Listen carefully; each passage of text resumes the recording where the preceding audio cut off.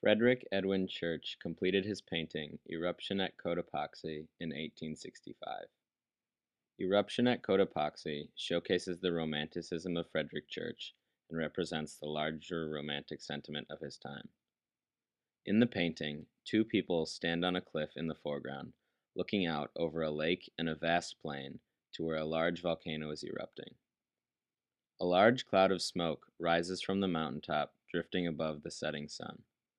A waterfall and some trees and foliage fill the painting to the right of the humans. Church's rendition of the event portrays Romanticism through his illustrations of the grandeur of nature, man's insignificance in the world, and the unbridled power of nature. The painting features romantic themes such as the emphasis on nature's greatness. First, Church constructs the volcano with its triangular shape and immense size to instantly capture the viewer's attention.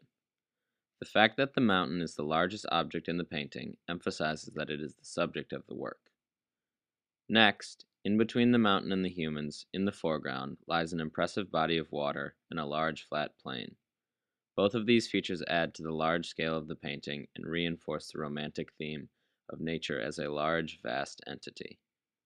The wooded areas in the foreground of the painting finalize the grand mood of the painting, making it an example of Romanticism. Church uses another aspect of Romanticism by inserting two small humans into the foreground of the painting.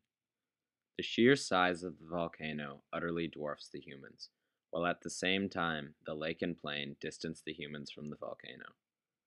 On the bank of the lake, tiny houses and buildings have been erected. However, they shrink next to even the smallest mountains in the background. Here the viewer sees that even the technology and construction of man cannot overcome the wilderness. Frederick Church paints the humans as one riding some sort of pack animal while the other leads it along. The domesticated animal would normally be a theme that would prove the painting to not be romantic. However, this example proves it romantic since it again represents man's very small success in conquering nature. The presence of the mule is ironic because it suggests that the humans tend to believe themselves more powerful than they in fact are.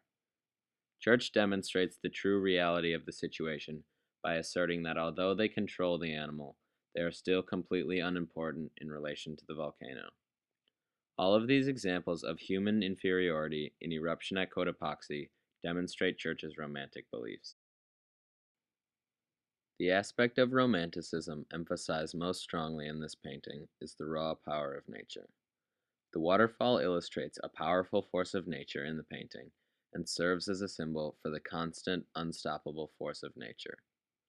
The fact that the two humans are incapable of going anywhere but where they came from, because of the rugged terrain, displays the romantic motif of nature as powerful.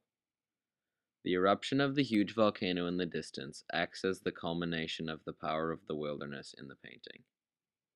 Church shows massive black clouds of smoke looming over the tiny humans in an attempt to bring home his point that nature is far more powerful than the insignificant humans. The setting sun symbolizes that as the eruption comes to a close, so does the day, but just like a new day will dawn, nature will show its power again. Through his examples of the greatness of the wilderness, the triviality of man, and nature's supremacy, Frederick Church paints Eruption at Cotopaxi as a romantic piece of art. The painting displays a scene of two people standing on a cliff. The two humans are watching a volcano erupt over a large pasture and a lake. The sun sets in the background, leaving the viewer feeling as though the scene is coming to an end. Overall, the painting gives off strong romantic themes in its depiction of humans as insignificant beings in comparison to the incredible power and size of nature. Church expresses that although humans may have delusions of controlling nature, the truth remains that nature will always exercise dominion over man.